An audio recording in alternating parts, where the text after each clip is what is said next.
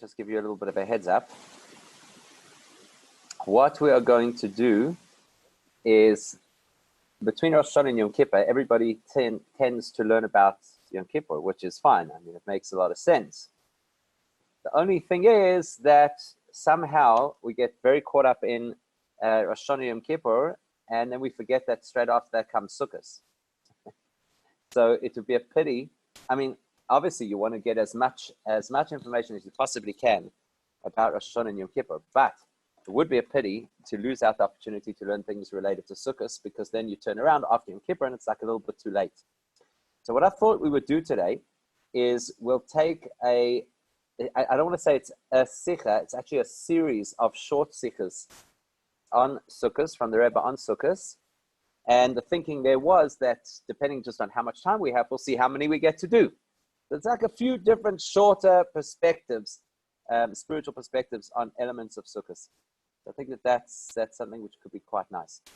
Okay, the only question is why it's not allowing me to share the screen. Just give me 1 second, see if we can sort that out. I mean, it's allowing me to share the screen, just not the right screen. So let's just sort that out. Okay, this should work now. Yeah, there it is. Okay. So, Chag HaSukkos. The first thing we're going to learn is about the Sukkah itself, because you understand that during the course of Sukkot, there are two primary mitzvahs that define the holiday. The one is the mitzvah of being in the Sukkah, and I'm specifically not saying eating in the Sukkah, because the obligation extends beyond eating in the Sukkah. The obligation is to be in the Sukkah. The Gemara says that it's, if you look in the Torah, when the Torah tells us about the Sukkah, so it says, Bas Sukkos Teishvu Shivas Yomim, which means you should dwell in a Sukkah for 7 days. What does it mean you should dwell? So the Gemara says, Teishvu Ka'ein Teduru.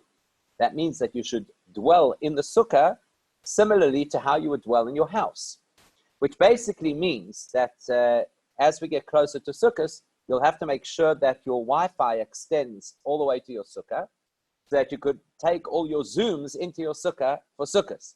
That would be the modern version of Teishvu Ka'ein Teduru, that you have to live in your Sukkah like you would live at home. So that's the one primary mitzvah of Sukkot, is the Sukkah itself. Obviously, that's what gives the holiday its name.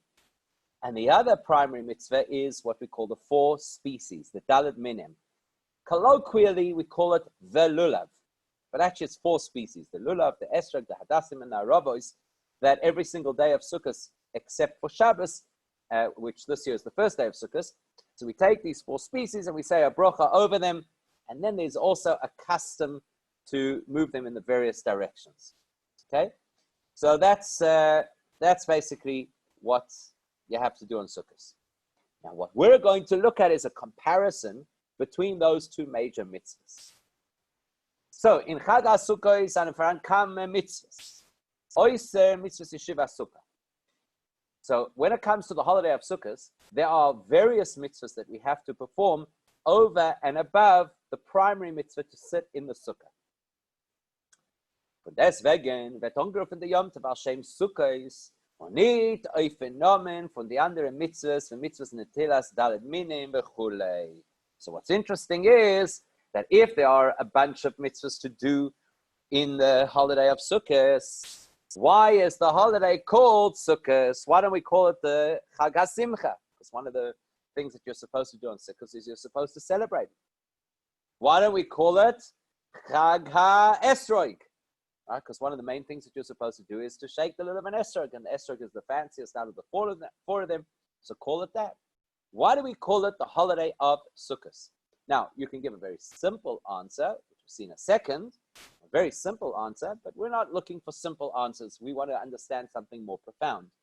Bear in mind that in Judaism, names are very carefully chosen.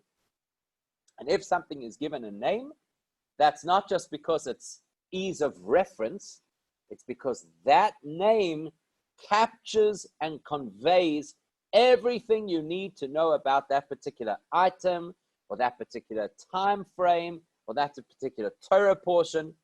So if the name that we've chosen is the name Sukkot, that must capture the essence of the holiday. So, einer von den timing is one of the reasons why we call it Sukkos, weil es ist da Meile mitzvah Shiva Sukkah auf Netilas Daled Minim, because there is an advantage to the Sukkah over the 4 species. What's the advantage? Was mitzvah Sukkos verbunden mit kol yemei hachag. The most obvious reason why we would call the holiday Sukkos is because this is the one mitzvah that is relevant all 7 days of the festival. Der ganze Yom Tov Sukkos, von der ersten Regel Meshikidush HaChag, ist schon voran die Mitzvah von Yeshiva Sukkah. Aber bei Netilas Daled Minim afilu in Beis HaMikdash, hebt sich an sich hier erst in der Früh. Okay, so the most obvious reason why we call the holiday of Sukkos is because the minute the holiday begins, whatever time it's going to be, 5:50, I don't know what time Sukkos comes in, right? As soon as Sukkos enters, you can already fulfill that mitzvah of the Sukkah. Whereas shaking the lulav and esrog, you have to wait until the morning. And this year, when the first day is Shabbos, you have to wait until Sunday morning. So logically, it makes sense to call the holiday Sukkos, because that's the part of the holiday that applies from start to finish. Noch mehr ist die Mitzvah Shiva besukkah, als nicht nur, was das hebt sich an von der ersten Minute, Mishakidush HaChag, nur es muss ein Achone zu dem von Far Sukkos. Now, there's something else. Not only does the Sukkah apply from the beginning of the holiday until the end without interruption, so it applies during the day and at night. The lulav is only during the day. It applies on weekdays and on Shabbos. The lulav is only in weekdays. Besides that, the mitzvah of Sukkah starts before the holiday, for obvious reasons. Warum? Es ist doch ein Binyan von Gimel Defonos, oder kommen wir noch Daled Defonos. Because a sukkah has to have a minimum of 3 walls. In the Chabad custom, we dafka make 4 walls. So it's a structure. Und dafka tase veloy mina osoi. And the sukkah has to be made. It can't be ready-made. What does it mean, ready-made? So let's say that you built your sukkah. Let's say you've got an area of your house that is perfect for a sukkah. It's got a little courtyard, and it's got some kind of a top that's suitable to put schach on. So you make your sukkah, and you leave it from year to year to year to year. Can you fulfill the mitzvah? No. Because the pasuk says that you have to Chag HaSukkois ta'aseh lecha shivas yamim. Ta'aseh. The mitzvah is to make the sukkah. The mitzvah is not just to be in the sukkah. The mitzvah is to make the sukkah. Ta'aseh veloy min ha'asoi. You have to make the sukkah from afresh. It cannot be ready-made. Here's another example. What happens if you have a creeper that goes over your courtyard, and now you come along, you decide just before sukkahs, quickly snip, snip, snip. You're going to cut the roots so it's no longer living, because if it's living, it's not schach. Oh, I'm a chaya, I don't have to do anything. Taseh veloy min ha'asoi. That's the halacha. The halacha is you have to make the sukkah. You can't just expose what was already there for the sukkah. So, for example, if you leave your schach from year to year, you've got to lift it, right? You've got to lift it at tefach, at key places around your sukkah. Otherwise, you haven't fulfilled the mitzvah. So, practically, you have to do the mitzvah before sukkah begins, because you can't do these things on Yom Tov. You can't touch your schach on Yom Tov. You can't build your sukkah on Yom Tov. So, it has to be done before Yom Tov. So, kemi doch das niton Yom Tov, no, man muss es zu greiten far Yom Tov von in Asiyas HaSukkah shein da mitzvah. So you have no choice but to build your sukkah before the holiday, and that's already part of the mitzvah. In fact, if you have a look in the Gemara, by the way, there were different views that said that you would say the bracha over the sukkah when you built it, not when you go into it. How do we do it today? You go into the sukkah, you sit in the sukkah, you say leisha basukkah. But there's a view in the Gemara that says when you build the sukkah, you say a bracha then also. It's already part of the mitzvah. Aber bei deinem Minim can sein as the ganze Ton soll sein Yom Tov. But technically, you could put your lulav together on Yom Tov, and that's okay. So none of it has to be done before Sukkot. Now we have two good reasons why the holiday is called Sukkot and not Lulav or whatever. Reason number one, because the Sukkah is the most consistent part of the festival from start to finish, day and night, weekday and Shabbos. Number two, because the truth is that the mitzvah actually starts before the holiday. Something else. Is another difference, which should be obvious, by the way. You probably thought of this one already. Okay? But should be obvious.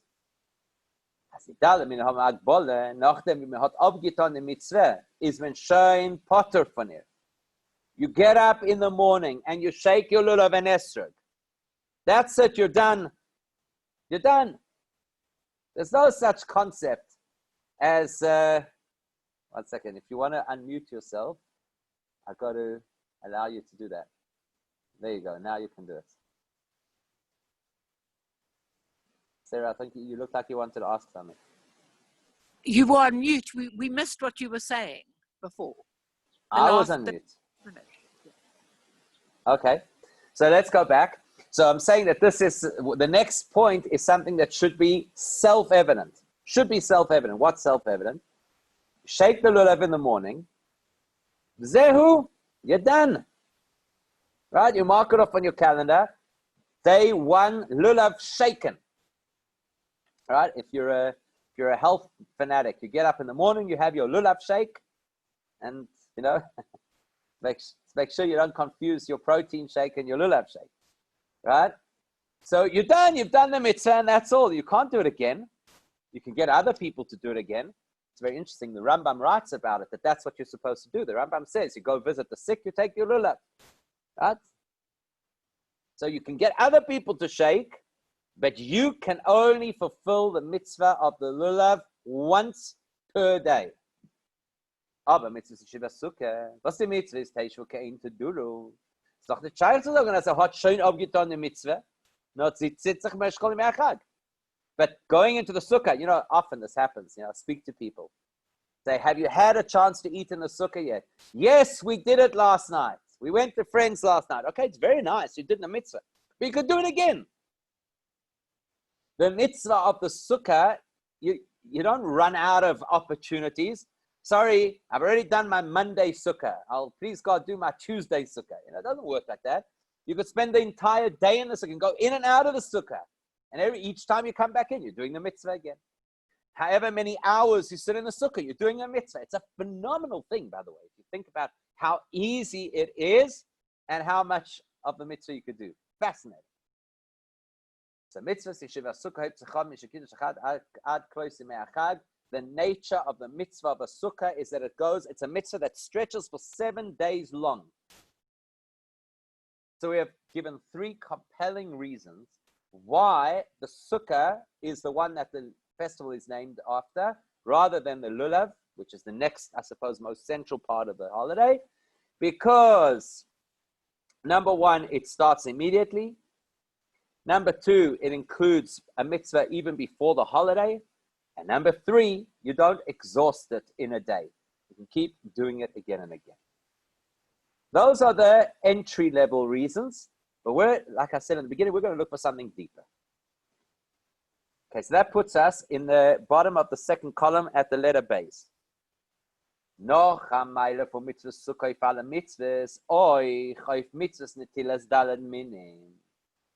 we're going to look at another, and the fact that this is put into its own category illustrates that this is another entire perspective on what the sukkah has that puts it totally beyond the mitzvah of the lulav and esrog. And not only the mitzvah of the lulav and esrog, but every other mitzvah that you could possibly do. What is it? Alle mitzvahs seien in inyonim protiyim. They nehmen the mention in inyonim protiyim. Every mitzvah that exists is a specific mitzvah that relates to a specific experience and a specific part of the human. Every mitzvah. Die mitzvah tute mit dem Eiver und die mitzvah tute mit einem ander Eiver. Aber es nimmt ihm nicht darum in alle seinen Unionen. So take any mitzvah. You could literally pick any mitzvah off the list of the 613, and you can identify this mitzvah involves this part of the human being.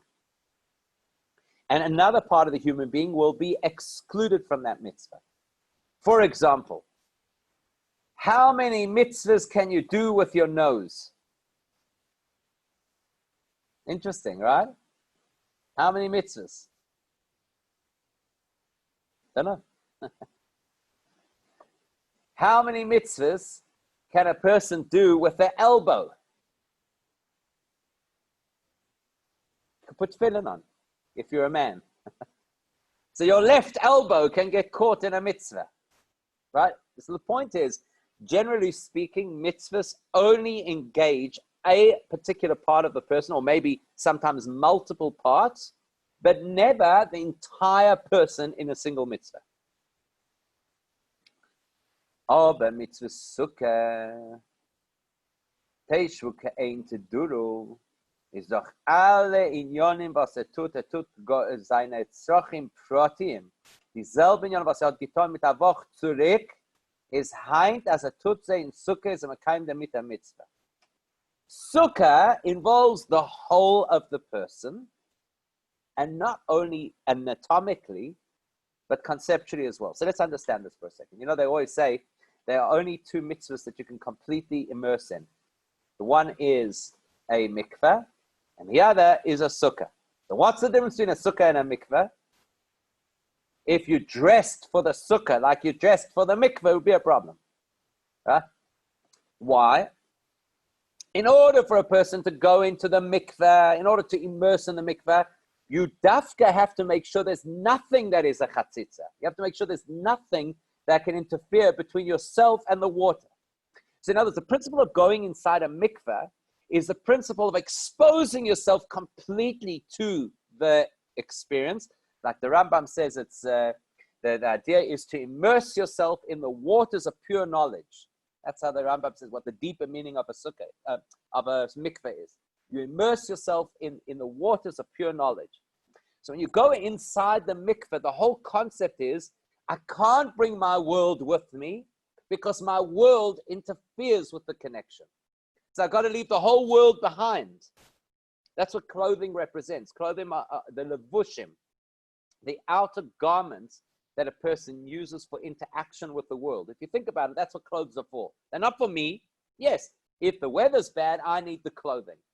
But if it's a matter of weather, then I would wear things that are suited to the weather. Then everybody would walk around in the winter, well, at least in the northern hemisphere, in the winter where it's when it rains, they'd walk around with big rubber galoshes. Why do people wear whatever they wear, nicer things? Because fashion is to allow me to interact with the world. In a business setting, I wear this. And in a social setting, I wear that. And at a black tie event, I have to wear this. So it represents how I engage the world. If I want to immerse in the spiritual experience of the mikveh, then I've got to get rid of the world. The world gets in my way. It interferes with that connection. If I want to immerse in the experience of the sukkah, what do? I bring my world into the sukkah. And we do it every single year. We don't necessarily think about what that means. So Chassidim always used to say the difference between the sukkah and the mikveh is that into the sukkah you go with the mud on your boots. In other words, the lowliness of the world, you bring it into the sukkah. That's why when I said before that you got to zoom from the sukkah, that's the concept.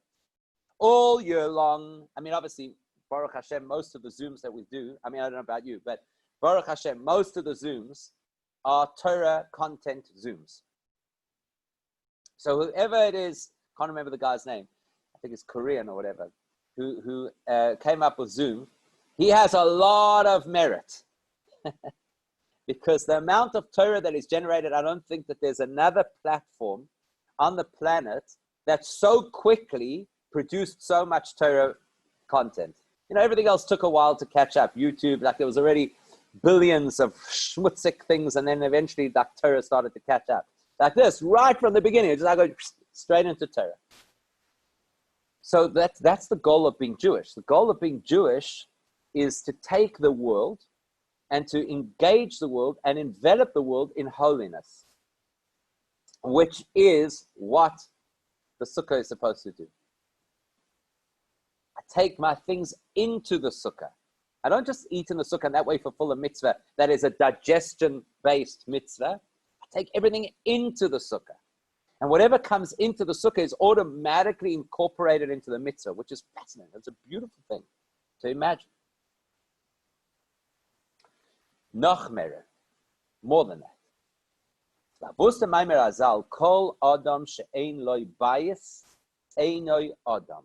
a very profound teaching that the Chazal teach us. Any person without a home is not an Adam, is not a fully fledged person. So if you drive around and you see a homeless person sleeping under a bridge, say, I get it. I understand this, Maimon Chazal. A person who doesn't have a home, they're not a mensch. They're not a real person. But I don't know if that's necessarily correct. Because the homeless person is homeless by our standards. That person doesn't have a home that I would consider a home. It is possible that that person has created for themselves with their limited resources. They may have created a home where they feel like a mensch. This is my spot. They can be quite territorial about it. They build it with the things that they are able to access to create the comforts that they are able to create for themselves. And they might be an Adam. Whereas you could have somebody, a very fancy person, who goes from one place to the other, 5-star hotel to 5-star hotel, dining in the fanciest restaurants, and feels like they're not a mensch. And I just can't wait to get home. You know, it's wonderful and it's nice, but I want to sleep in my own bed. Fascinating, right? So the concept of mishaino bias, a person doesn't have a house, is not a person. It's like a psychological concept. We need to have a place that is our home. It's not about facilities. It's not determined by facilities. It's determined by having a place that's mine. This is my haven. It's my cave. It's my castle. It's a place where I could be me and I could run things as I wish. Das heißt, es fällt ihm in der Schleimus von Adam, warum ein Adam muss haben, so it tells you a fascinating thing, that there's the nature of humans is that a human has to have a home, and without that home, the entire humanity is, so to speak, in jeopardy. Fascinating concept. Es ist doch die Meile, was hat Adira, meint das nicht, wenn gefindt sich in der Dire. Now it tells us something deeper than that. If you have a home, the anchor that the home provides for you is not only when you're in the home. Is der mit, was hat Adira lemeshavoi, is there an Adam? Even if you are far from home, the fact that you have a home gives you that solid base, that confidence to be a human, even out of your home. Okay? So it's not like a plant that has to be rooted in order to be okay. A human being, it's fine. I have a home. I have somewhere I go. Who was it that said it? I can't remember who said it. It was maybe Mark Twain. Said that home is the place that when you come there, they have to let you in. So think about that psychologically. That means to say that no matter what goes on, that's the place that I could come back. I once read a magnificent story. I think I might have told it in shul once on a Rosh Hashanah in Kippur. So basically the story is that there's a guy and he's on a commute. I think it was Boston, if I'm not mistaken. So the train to Boston from wherever it was, or Baltimore, one of the two. And he sits there, and the train was very full, and there was one seat that was empty. And eventually, he realized nobody wanted to sit in that seat because directly across from it was one of these teenagers who looked like he belonged to a gang, like his hood over his head and like this look on his face. And everybody was too afraid to. So he went and he sat in that seat. And, it's a long commute, and he's looking at, and he could, looking at this kid, he could tell that this wasn't the face of anger and rebellion. This was the face of fear. So he started a conversation with the kid, when I say kid, I mean, he was probably about, I don't know, like 18, 19 years old. He started a conversation with him. And he, anyhow, so they're talking, and eventually comes to the point where this kid tells him that he fell into a bad crowd and he ran away from home. And he really gave his parents a run for their money. And they hadn't seen or heard from him for ages. And he had a bit of an epiphany, a bit of a wake-up call, and he decided that he's going to go home.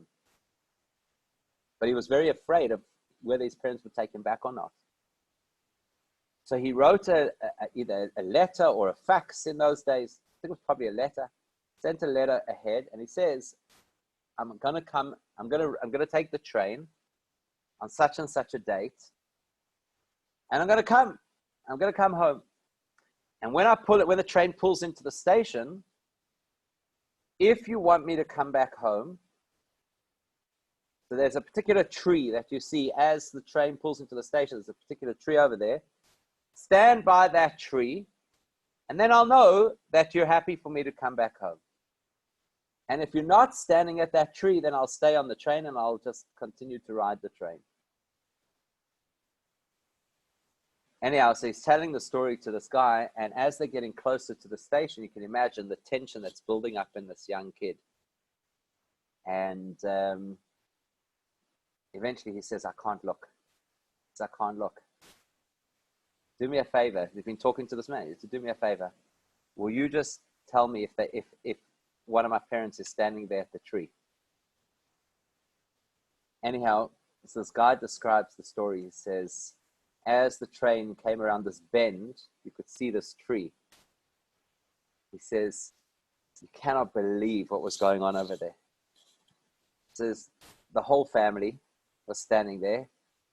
They had massive signs, massive, just in case anybody should miss it, massive signs. Welcome home, whatever the kid's name was. They had balloons. They had flags, so nobody should miss it. So this guy says, the guy who's telling the story, he says that was one of the most profound moments in his life, to see that. So I think it's an incredibly relevant story at this time. You talk about Teshuvah, you talk about connection to Hashem. That's what it means to have a home, right? A home is not just that you have a structure. A dira means you have a place.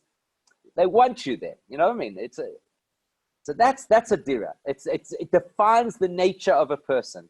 If the home, God forbid, that somebody has is a home that is inhospitable and the person feels tremendous tension, then they're not a mensch. That's just how it is. It affects them. They have to go for therapy. And they have a difficult life. If a person has a home that is solid, that they know no matter what, this is my anchor, then the person is in a good space.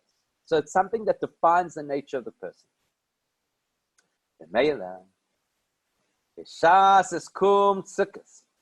Was die Mitzvah ist Teishvu ke'ein te duru, is bemeshech die 7 Tag sein Dire, die Sukkah, was der Mitzvah ist, die Shleimus von sein Adam. So if the Torah tells us that for the holiday of Sukkot, that is your home, then that means in the same way as a home defines who the person is. It defines my sense of self. It defines my sense of confidence. It defines my persona. For these 7 days, the Sukkah defines who I am. Now we understand why it should be called Sukkot. Not just because of technical reasons, because it's the mitzvah you do the most over that period, or because the mitzvah that already starts before. It's because it defines us. For 7 days out of the year, we are Sukkah Jews. A completely different brand of human being to what we are the rest of the year. Doch verstanden? Als viel Beschaße gefindt sich nicht in der Sukkah. Noch bald hat Kiver gewinnt die Sukkah le dirosoi. Is demolt, is verbunden mit der Mitzvah von Sukkah. So in the same way as I don't have to be a snail and carry my house on my back in order to be at home, as long as I have a home, then wherever I am in the world, that anchors me and fills me and defines me. Same thing with the Sukkah. The time that I can be in the Sukkah, I have to be in the Sukkah. The time that I cannot be in the Sukkah, because that is now my epicenter, that defines who I am wherever I am during this holiday. Isn't that amazing? Isn't that a profound shift to understand? Everybody thinks, I got a sukkah, you check in, you check out, you go in, you say your mazonos, you say your leisha basukkah. Thank you very much. I've done the mitzvah and off you go. Who ever stopped to imagine that the sukkah will create a new me for that period of time? That I'm a different human being. So whatever the sukkah represents faith in God. Sukkah represents taking my world and elevating it into holiness. All of that becomes me for this period of time. Now, what the Rebbe is going to tell us next will help us to understand, just how powerful and significant this is. Chodesh Tishrei is doch a chodesh klali. What makes Tishrei different to any other month of the year is that this entire month is what we call chodesh klali. So in other words, Rosh Hashanah we know is called Rosh because it's not just day one of the calendar year, but it's Rosh. And the nature of the Rosh, the head of something, is that it runs the entire system. So the brain runs the body. Rosh Hashanah runs the year. That's what we call a klali period. What does klali period mean? There are certain periods in the year that are specific. So Pesach is the energy of breaking out of whatever our limitations might be. And the period of Sfiras HaOmer is when you work on character and you develop yourself. And Shavuos is the time where we receive the Torah. And the month of Tammuz and Av is the time we try to reconcile with whatever brought us to a point of losing the Beis Hamikdash in the first place. And the month of Kislev, we focus on dedication to the purity of Torah. And Purim is a time of Simcha, etc. So these are all very specific elements of our experience spiritually. Much like we said, every mitzvah speaks the language of a different part of the human experience. This mitzvah talks to the heart, that mitzvah talks to the eyes, that mitzvah talks to the mind, that mitzvah engages my business, that mitzvah engages my health, that mitzvah engages my social interactions, etc. And then you get what's called klali, something that incorporates everything, something that touches everything. So the month of Tishrei is a chodesh klali. That means whatever happens in Tishrei has a profound, all-pervasive effect on the rest of the year. Memele ist verstanden. Als alle mitzvahs von dem chodesh seinen ahira ba'avoid al kol meshech hashana. So if this time, this month, is this overarching, encompassing period of time, then logically, whatever mitzvahs are unique to this time are encompassing mitzvahs. That means to say that they teach us principles that apply to the whole of Judaism, not just to this specific event or time frame, but to the whole of Judaism. So what is the lesson from the Sukkah? The Hira for mitzvah Sukkah is, what's the lesson, not just for the week of Sukkahs, what's the lesson for the entire experience of Judaism? One of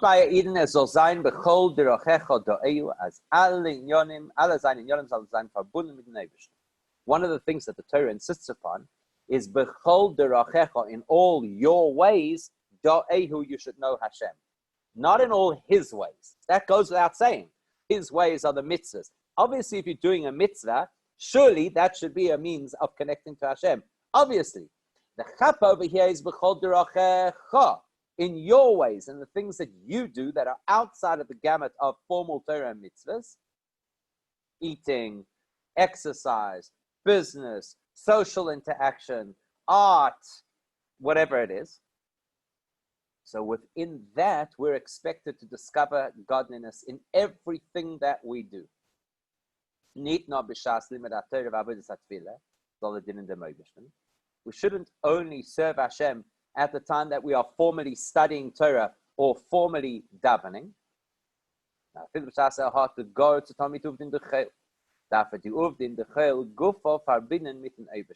Jewish way is that when we're engaged with what's called uvdin dechoil, which means weekday activities, that also has to be connected to Hashem.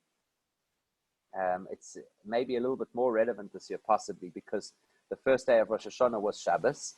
So we started off Rosh Hashanah in Hashem's world, Shabbos. Shabbos is Hashem's terrain. And in the second day of Rosh Hashanah, we had to bring our world into the Rosh Hashanah, right? Now it's a normal day, like a Sunday.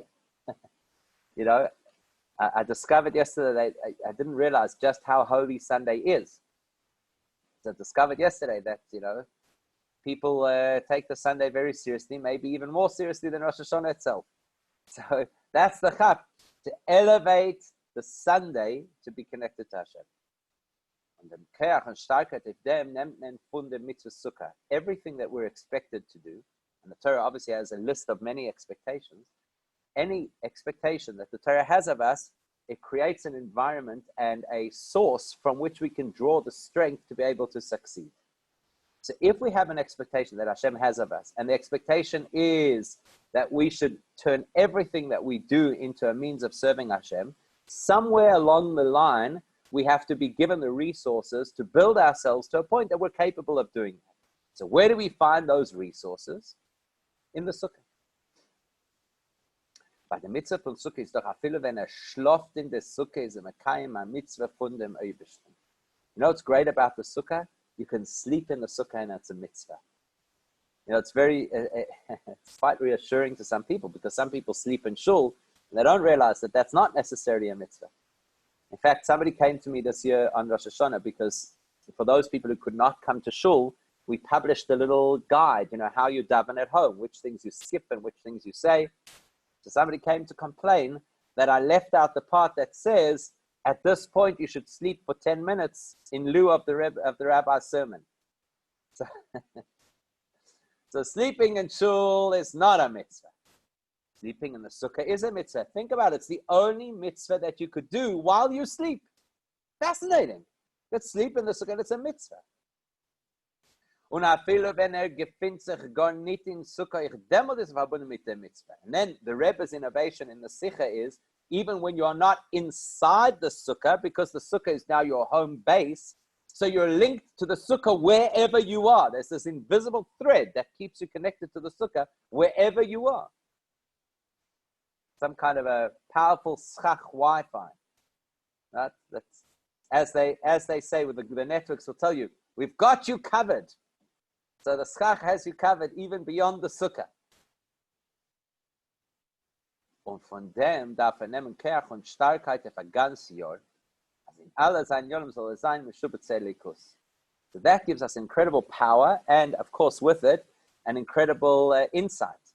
What does the sukkah do for us? Two things. It reminds us, firstly, that the way a Jewish person engages with the ordinary world has to be fundamentally different to how anybody else engages with the rest of the world. So everybody else could be excused for just amassing things and having a good time and whatever. You can, gesundheit with grace of pleasure. Not good enough for a Jewish person. A Jewish person is, as the expression goes, required kadesh atzmecha b'mutalach. It's our responsibility to sanctify ourselves even with those things we are permitted to do. That's what it is to be Jewish. To sanctify ourselves even within the things that we are permitted to do. And secondly, even when we are not in the environment of holiness. Some people think there's certain times of the year, maybe I'm on vacation and whatever, I don't have to be as frum as when I'm back home. So this is the lesson over here. No matter where we are, no matter who we engage with, no matter who we see, this is where we've got to be. We've got to be connected to the source, connected to a place of hope, of holiness. The Gemara ruft on the mitzvah sukkah mit nomen mitzvah kala. The Gemara calls a sukkah an easy mitzvah. So Gemara, as you can see from the note in Avodah Zarah, basically what happens over there is it says that when Mashiach comes, the nations of the world will complain. And they'll say, Hashem, if you would have given us the Torah, we also would have listened. So now you're giving all this attention to the Jewish people. What about us? If you had offered us the opportunity, we would have done really well. So the Gemara says that Hashem will offer them an easy mitzvah to perform as a test. And then based on how they do that mitzvah, then Hashem will decide whether or not he's going to accept the complaint. So what's the easy mitzvah? Sukkah. The Gemara says they put up their sukkah and they sit down to supper the first night, and everybody knows how the story goes, right? They sit down the first night, it rains. What else? Obviously, first night sukkah's got to rain.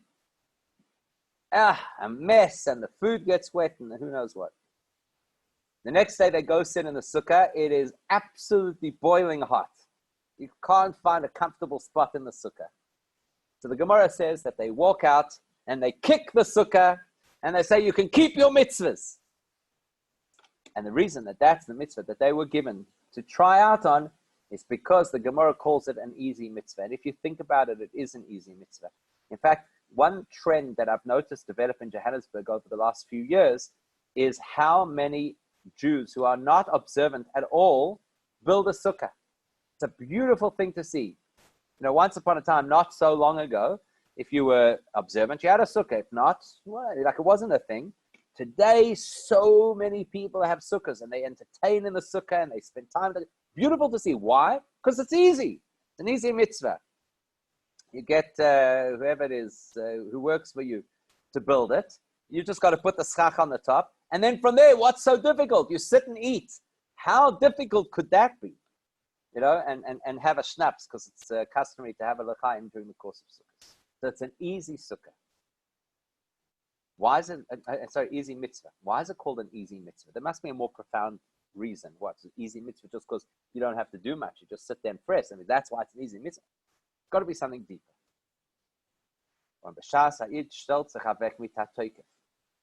The Rebbe explains, because when a Jewish person makes a solid commitment to the Yiddishkeit, Soll sein, was es wird sein.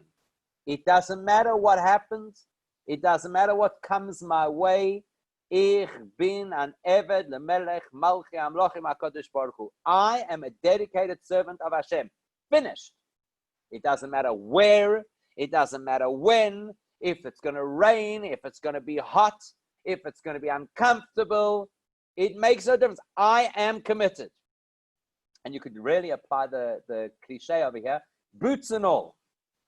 Because that's the chap of the sukkah. You can go in with a mud on your shoes. Demot is im leicht durchzuführen. As if a person takes that kind of commitment, it actually becomes easy to do what you're supposed to do. Why do people, I'll tell you an interesting thing, just to illustrate this point. So there was a lot of skepticism about how exactly Yom Tov was going to work this year. A lot of skepticism. Are people going to conform? There were all these restrictions and rules. Was it, was it something you could really expect people to do? And I heard a lot of people saying, you know, you could make a whole lot of protocols to keep people safe on paper, but people are people and they don't listen. And they're going to wear their masks under their noses, and they're going to walk over to each other's spot in the middle of shul, and they're not going to sanitize their hands and who knows what. So you know what's interesting? We took an attitude that we were going to be a little bit machmir about all the rules. And the second you walked in to shul on Rosh Hashanah, second you walked in, firstly, before you could walk into the gate, the security guys outside already sanitized your hands. Then you walked in. The second you walked in, there was a delineated path that you had to walk on. I didn't have to do it that way. I didn't have, these are adults, right? There were no kids in shul on Rosh Hashanah, unfortunately. There was a delineated path with these bright fluorescent tape things on the floor, marking 2 meters. They had like a whole lot of these COVID officers, and you walked in, a big table numbers on every table, so you knew exactly where you had to sit. Davening started exactly on time, so there was no time to schmooze. We had people in the shul who, like, if somebody got out of their seat, excuse me, please, we go back to your seat. Within 5 minutes of the beginning of tefillah, everybody was listening. It was beautiful, and that was it. Then there was no more issue. Everybody sat, they davened, and you know what? A bunch of people came over afterwards, and they said it was the most meaningful Rosh Hashanah they've ever had, because they could only daven and do nothing else. When you stand with a toikef, when you stand with confidence and strength over what is correct, it's no longer a challenge. The only time something is a challenge is if there might possibly be an alternative. Maybe I don't have to listen. Maybe I don't have to conform. So when you build your sukkah, that is a statement. Very often, I'm sure you've had the question multiple times. People ask you, what are the huts that the Jewish people make? Why do you do it? And especially in most places in the world, we are the people who go put up a dining room with a roof that's not a real roof. When do we do it? When in most places that Jews live, this is the beginning of the rainy season. Why? Because it's a statement of commitment. When you stand with a toikef, you stand with absolute commitment, then, as the old expression goes, the whole world steps aside for the man who knows where he's going.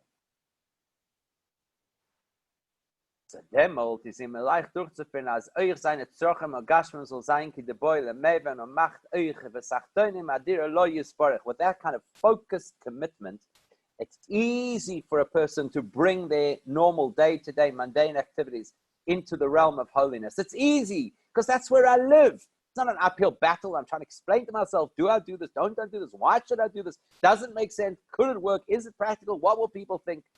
This is me. I was thinking about it yesterday. You had all these shofar blowings all over the place, for people who couldn't get to shul. So I was standing on the corner because, you had to socially distance and the whole thing. I was standing on the corner of one place blowing shofar, and I watched these people driving past, and it was fascinating. While I'm blowing shofar, these people are driving past, all racial backgrounds, all cultures, and every one of them who drove past was fascinating to see. Every one of them kind of just like nodded their head as like, respect. It was mind-blowing. Standing in the middle of the road, blowing a horn. If you don't understand what this is, it could look mighty strange. It was beautiful to see people drive past and kind of nod their head as a sign of respect. If a person is strong in the Yiddishkeit, everything else follows as it should. That's the lesson of a sukkah.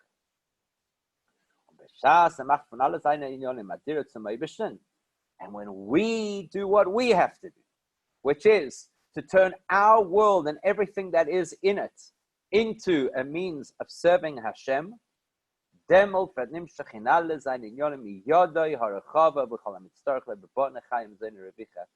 Hashem showers us with brocha in everything that we need for obvious reasons, because we have a direct connection. So the flow of brocha is natural and easy, as the flow of our commitment is natural and easy because we've made such a strong commitment. So very often when it comes to Sukkot, people think, okay, we worked so hard over Rosh Hashanah and Yom Kippur, now Baruch Hashem, we get to enjoy the fruits of our labor and we can take it easy.